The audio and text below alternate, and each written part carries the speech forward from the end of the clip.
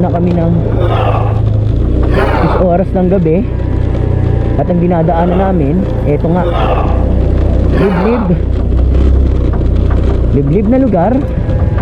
Nasa gitna kami, kagubatan. Sa gitna kami ng kagubatan, guys. Sa gilid, ano? Ito nga, meron kaming tatawirin na maliit na ilog. Yun, sumayad. Ito nga yung ilog. Yes! Gotcha! Woo! Woo! Munti ka na kami sumuko. Pero ito na. Dito na nga. Unang bahagi ng ating biyahe ngayong araw, samahan niyo akong i-explore ang isa sa pinakadulong bayan ng probinsya ng Aurora, ang Casiguran. At ating masilayan ang ganda ng kalsada ng probinsya ng Aurora. This is the Aurora province. Nice. Masarap lang tumambay, oh. Wow.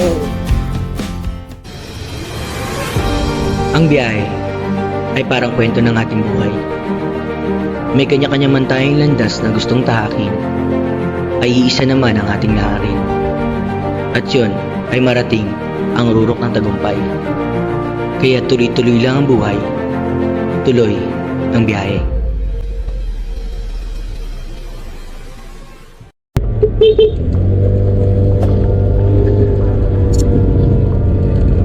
Isang mapagpalang araw sa ating lahat, mga kabiyahero. Panibagong araw, but of course, panibagong vlog na naman ang inyong masasaksihan ngayong araw. At tayo nga ay mag-beach camping. Unang moto camping natin dito ngayon sa taong 2024. Kasama ang aking OBR. No? Ang aking mahal. Wow! Yes, syempre hindi mo papaiwan sa mga ganitong biyahe natin. At tayo ay nasa Angat, Bulacan. Yan, okay. Dahil na dito nga ang ating destinasyon o ating ruta, tayo ay pupunta na Paradiso de Casiguran. So Aurora province tayo, guys. Medyo malayo-layo yung biyahe, kaya exciting na biyahe to. Samahan nyo lang kami at alamin natin yung mga iba't ibang bayan na madadaanan natin. Yan, isa na tong Angat, Bulacan. Yun, no? Nice view, overlooking view. And of course, gagamit tayo ng Google Map dahil sa layo ng ating biyahe ngayong araw. Kailangan natin ang tulong ni Google Map. Then ayon sa kanya, tayo ay may tatakbuhin 318 kilometers, guys. Ganon ang kanyang layo, 318 ang Aurora province simula dito sa ating pinanggalingan. And estimated na makakarating tayo is 3:40. Time check is 8:06 in the morning. Medyo na late na rin kami mag-asikaso, guys, dahil medyo nasarapan ng tulog. Ang usapan nga namin, ang plano, maaga-aga, yung pagbuon liwayway pa lang. Kaso nasarapan ng aming tulog. Ayun, eto, ngayon pala kami bumabaybay papunta ng Aurora. Pero mas okay na yon dahil secured ang aming katawan. Dahil mas maganda ang kondisyon, dahil nga maganda ang medyo mahaba ang tulog. So pangatlong pagkakataon na pala namin to para sa moto camping adventure. Una natin kabundukan. Camping tayo sa medyo kabundukan. Lakeside na rin, nakapag-lake na rin tayo. At ngayon nga, sa pangatlong pagkakataon, tabing dagat naman tayo, guys. Ayan, para ma-experience natin ang mag-camping sa tabing dagat. At doon nga natin gaganapin sa Paradiso de Casagaran sa Aurora Province na medyo may kalayuan. Okay lang dahil mas exciting.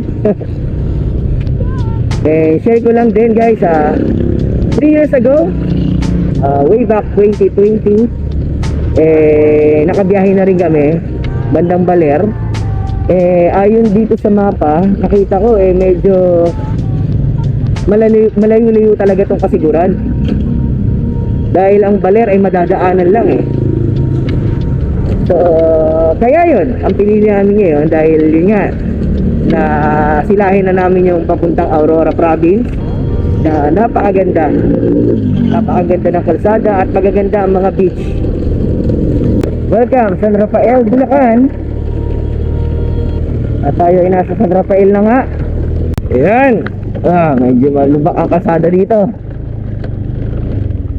At andito na nga kami sa Plaridel Bypass Road. Yan, after ng malubak na kalsada na yun guys, ito na, medyo nakahinga-hinga na ng konti dahil maganda na itong kalsada ng Plaridel Bypass Road. At kung matatandaan nyo guys, yung biyaheng Pangasinan namin, dito rin yung way namin nun. Eto, bypass road na to. Eto rin siguro, hindi na namin nun. Oo, kasi may natatandaan ako nun. Isang magandang kalsada na dire-diretso. I think eto na nga yung bypass road na yon.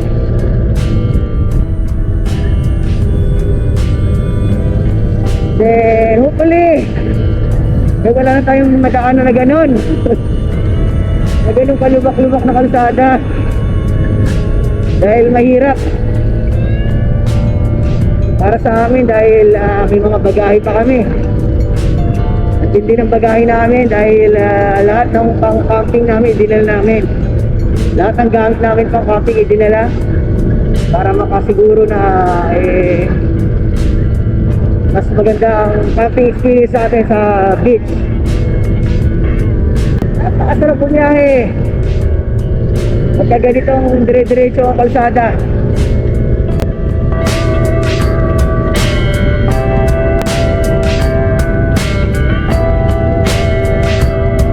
Dito na kami San Ildefonso. Yan, bayan na San Ildefonso. At medyo matraffic na rito.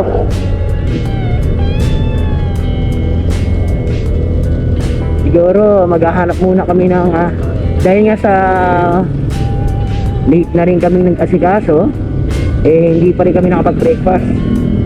So maghahanap muna kami ng mga kainan. Welcome San Miguel, Bulacan. Dito na nga tayo San Miguel.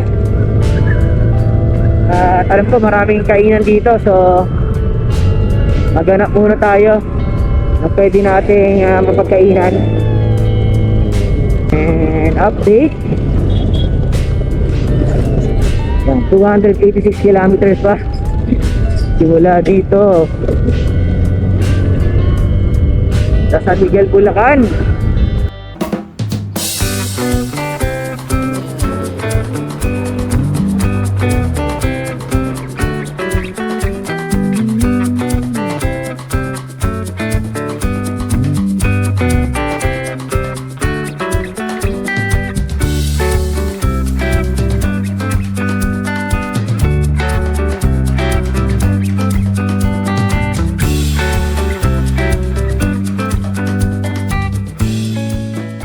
Recharge na kami guys, recharge.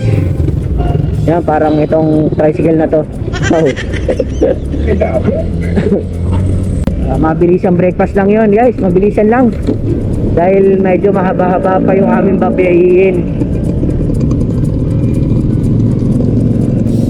6 hours and 26 minutes, 280 kilometers. And andito na nga kami sa may San Miguel. San Miguel pa rin to, San Miguel, Bulacan. At ito ang sitwasyon dito. Ayan, medyo traffic. Hindi lang natin alam kung hanggang saan yan. Nice, ganda na ng kalsada dito. At nandito na nga tayo sa Nueva Ecija.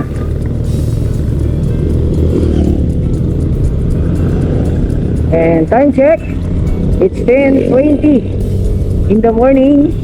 Ayan, welcome Nueva Ecija. Medyo mahaba-haba itong Nueva Ecija, kaya tutok lang guys ha, hanggang dulo ng biyaheng ito. Yan oh, nice view. We're here now. Welcome to Cabanatuan. Yahoo! Cabanatuan.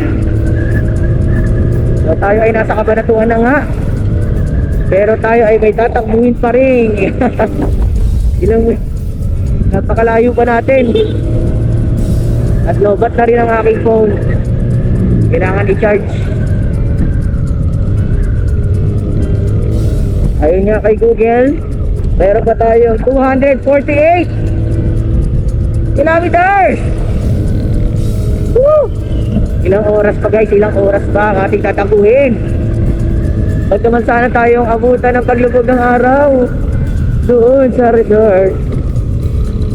Natatandaan mo to? Kumain tayo dito. Naalala mo? Pero, kumain tayo dyan bago tayo punta ng Baler. Yan, General Tino. Dahil naalala ko nung bumiyaya ako dito, nakapagpatakbo ko ng 100 dito nun. Eh ngayon parang medyo malabo dahil yun nga, mabigat ang ating kargada. May mga karga pa tayo mga gamit, kaya hinihinay lang.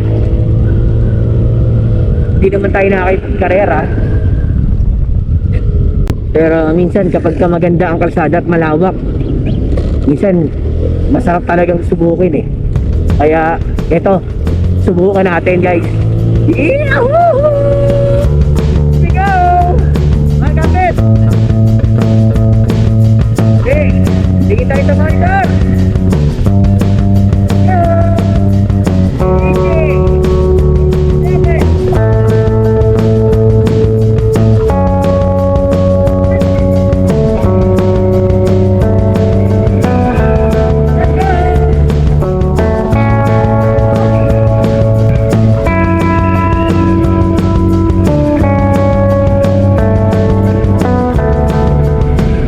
Pansin nyo nga guys, hindi tayo umabot ng 100, hanggang 90 lang tayo. Dahil nga mabigat ang ating karga, pero okay lang. Oh yeah, matasyo na. Welcome Pantabangan. Ito na ang Pantabangan. Ang kahabaan ngayon ng Pantabangan, isa rin sa magandang kalsada to. Tanaw na tanaw mga kabundukan. Nice view. Kaya pa ng kalsada guys, ang sarap. Woohoo! Nice view guys. Woo! Yan, time check. Ayun na, tanghaling tapat na guys, is 12:15. Pero andito pa rin kami sa kalsada na to. At kahit na tirik ang araw eh, hindi nakakairita nga. Dahil yan, medyo kalmado yung panahon, hindi ganun kainit. Ayan, nakikita lang namin is kabundukan, kabukiran. Nice view. Woo! Tuloy natin ang biyahe. So kanina nasa Kapatagan tayo guys, ano? So ito na nga yung sinasabi ko siguro na mabundok. So going to Aurora Province is mabundok siya. So buong pagkakala ko kasi akala ko talagang isang matinding Kapatagan eh. Pero hindi, ito. Paakyat na tayo. Ayun oh, kitang kita sa mapa. Ang linis ng ano, ng gilid. So ibig sabihin bundok na siya. Paakyat na tayo. Oh, ito na yung sinasabi kong matarik. Yan, takip na nga ng bundok. Yow! Tarik! Na kailangan medyo kapag ganyang tarik, hindi ka masyadong tumututok sa mga ganyang truck. Yan, lalo, kahit anong sasakyan naman, lalo na sa mga ganyan, mga 10-wheeler, dapat kung may pagkakataon unahan na natin. Slow down, slow down, slow down. Yun guys, oh. Wow, ang tarik. Yes. Siyempre, bagong ano ng preno natin, yung brake natin. Yan, kaya kailangan kondisyon yung brake nyo dito guys. Tignan nyo kung gaano katarik. Yan, take it slow. Dahan-dahan lang.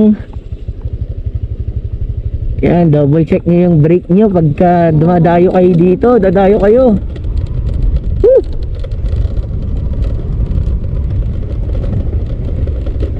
Yan, actually, kagagawa lang nitong brake ko. Itong nasa aking itong front brake. Pagmada sa kanan. Dahil nagkaroon ng issue to siguro nung bumiyahe tayo nung mga ilang araw, sunod-sunod biyahe natin nun sa mga kabundukan. So ngayon okay na. Dahan-dahan lang. Yan, alalay lang muna kasi yun nga, kailangan pa natin tansyahin yung brake natin kasi halos kagagawa lang And welcome nga sa probinsya ng Aurora. Yes, we're here now at Aurora. Yun, no?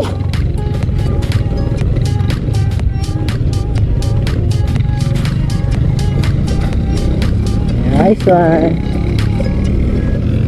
Wow, ito nga yung sinasabi nilang one way. At ito ang overlooking. At ang sitwasyon dito ay yan, medyo may pag-ulan-ulan ng konti, makulimlim, at maya umaaraw. Sana ay hindi naman tuloy-tuloy itong ulan para magdire-diretso na tayo.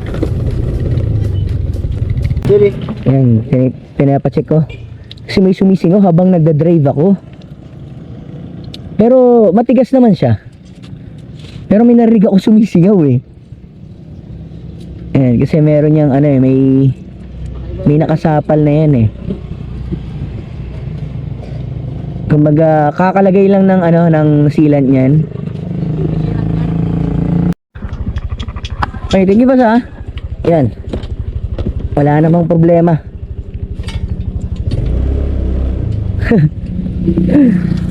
Siguro na paranoid lang ako.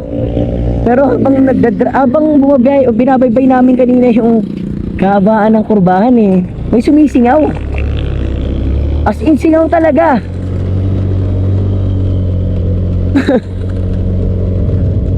Pero sigurado nang mas maganda ng manigurado.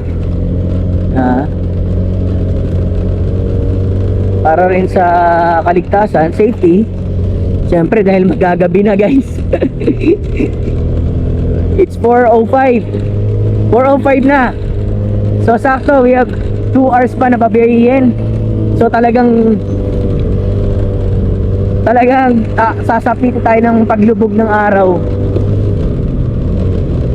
So makakarating talaga tayo doon ng gabi sa venue. Whoa! Nice view. Nice. Alam ko malayo pa kami pero hindi maiwasan Nice. At ang mga rock formation, talagang malalaman mo nasa Aurora ka na dahil sa mga ganyang ganyang mga disenyo ng mga bato sa tabi ng dagat. Nice. Maalon ng dagat pero napaka peaceful.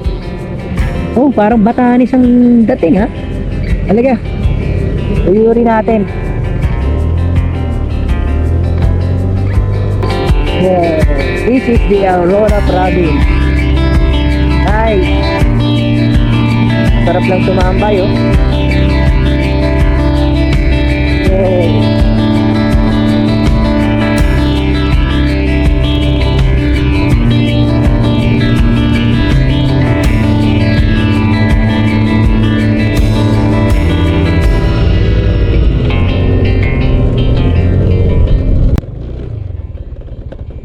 26 kilometers. Yan, at medyo naligaw pa kami. Dahil kakasunod ko dito kay Google Map. Yan, naligaw pa kami. Pinasok kami sa looban. So, eto, okay na. Dahil napagtanong-tanong kami, tama naman yung mga sketch sa amin. So, dito na. Ito na yung papuntang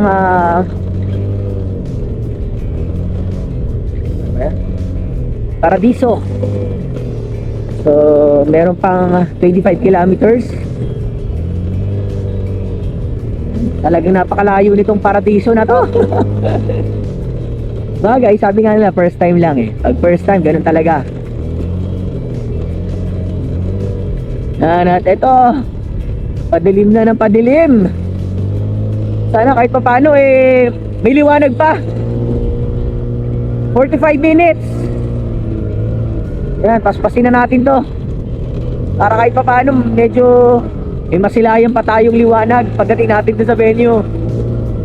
Yan. At patuloy na ngang bumaba ang sikat ng araw. Dilim na guys, ang dilim. At meron pang 20 kilometers na tatakbuhin. Hindi pa rin natatapos tong kalsada na to. Gusto ko na makarating doon sa resort. At may bumili rin kami ng aming makakain ngayong gabi. Yan, may nakita kami maliit na tindahan lang. Dahil mahirap daw dito, wala na raw talipapari ito eh. So lahat daw ng mga namimili doon, ng mga taga roon eh pumupunta rin ng bayan. So hindi rin naman namin alam kung saan dito yung bayan. So plan namin is bukas na lang di kami mamimili. Kaya bumili lang kami ng makakain namin ngayong gabi.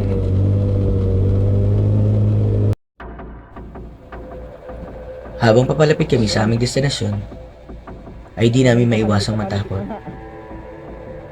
Dahil hindi namin inaasahan na liblib na lugar ang aming papasukin. Walang kabayan, walang ilaw, at ito'y nasa gitna ng kagubatan. Liblib. Liblib na lugar. At medyo rough road pa. Yan, gubat to guys. Nasa gitna kami. Oo, kagubatan. Sa gitna kami ng kagubatan guys. Up, yeah, gilid ano. Okay, diretso lang no. Up. Yun. At ang tinuro sa amin, ito nga, meron kaming tatawirin na maliit na ilog. Oh, yun, sumayad. Ito nga yung ilog. Ay, oo nga, maliit lang nga. Eh, ano? Oh. So, ay, dala. Huwag kang gagalawan. Huwag kang gagalaw. Yan, dahil maliit nga lang itong ilog. Eh, mababaw lang pala. Yan. Yo. Yes! Gotcha! Woo! Yan, kwento ko lang guys. Kanina nandito na kami. Umatras lang kami kasi hindi namin alam talaga kung dito nga talaga yung Paradiso. Dahil hindi namin nakita yung ilog na yan na mababaw lang pala. Ay, at least ito na. Woo! Munti ka na kami sumuko. Pero ito na, dito na nga. Ayos man. At ito ang aming unang gabi dito sa Paradiso de Casiguran. Ayan. Nice. At medyo relax na kami ngayon. Dahil after almost 10 hours na biyahe, guys. Grabe, hindi ko ma-imagine na aabot kami ng 10 oras sa biyahe. Dahil hindi ko in-expect. Actually, kasi nung sa mapa, nakikita ko sa mapa, magkalapit lang ang Baler at ang Casiguran. So, grabe pala tong Casiguran. Isang malaking bayan. Imagine, simula dun sa pagpasok namin ng Casiguran, 1 hour pa papunta rito. At saksi naman kayo kung paano yung papasok dito. Nagulat ako, hindi ko in-expect. Dahil, ayun, hindi ko in-expect. Natatawid pa kami ng ilog. Oh my God. Oo, sobrang adventure to. Iba tong, kakaiba tong biyahe namin na to. Thankful naman at safe kaming nakarating. At ang venue, wow, so relaxing guys. Kahit na medyo hindi namin nakikita pa yung karagatan dahil gabi na. So tomorrow na namin ipapakita sa inyo pagka medyo pagsikat na ng araw. Ayan, mag-relax muna kami. Ayan, kasabay nito ang pag-prepare ng aming dinner na binili lang namin dyan sa maliit na talipapa. Dahil ayan, panic buying na kami. Actually, panic buying na kung tawagin. Kasi wala late na kami. Magpe-prepare pa kasi sana kami ng ibang pang dinner kaso hindi na nga kinaya. So eto, at least meron kaming makakain ngayong gabi. Ano masasabi mo sa biyahe natin? Wala naman ako nare-resign ng reklamo kanina. Kasi nag-enjoy ka rin sa kalsada, di ba? Sa ambience, ganda. Nakakatakot lang. Oh, yan. Grabe. Actually, hindi lang talaga siya yung natakot. Hindi ko lang pinapahalata na medyo may takot. Pero nakita ko naman na safe kasi bawat dadaanan namin may mga bahay-bahay naman pero malalayo ang pagitan. Grabe. Ikaw, kung ako, 70% ang kabak ko kanina, ikaw, ilang porsyento? 101. Oo, grabe kapit mo sa akin eh. Grabe kapit niya sa akin. Walang tao eh. Oo. Wala rin mga bahay. Yes, oo. Sobrang dilim. Oo. Hindi ka pa tayong bumangga sa dead end. Yes, oo. Guys, hindi ko na-videoan yon. Kasi meron dito na mahati yung kalsada na siyempre sa sobrang ingat. Wala nga kasing walang signage eh. Walang reflectorize, walang ilaw. So ngayon, munting ka pa may sumalpok. Hindi ko na na-videoan yun. Pero, ayun nga, medyo alalay naman yung takbo. Kaya medyo nakapreno tayo. Pero at least, ngayon, di ba? Okay naman, safe naman tayo ngayon, nakarating. Kaya thankful. Nagkalat tayong mga kambing. Oo, yun, yung mga kambing. Oo, sila ang... Ano ko sana saan yung, paraiso. Paradiso. Paradiso, baka kung saan tayo ituro eh. Oo. Halo-halong emosyon ang aming naramdaman sa higit 10 oras na biyahe.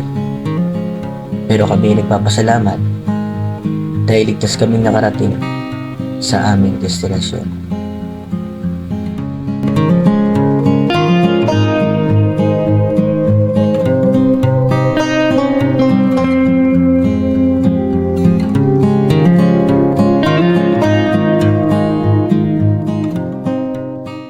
Pero yun, thankful kasi safe kami at hindi kami sumalpok dyan.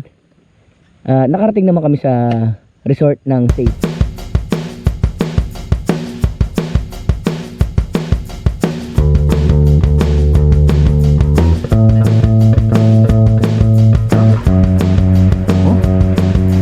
Natural, no? Wow. Nice. Yan ang mga resort. Yan, tabi-tabi sila guys. Yan, isa lang din ang pupuntahan nila. Yung tidal pool.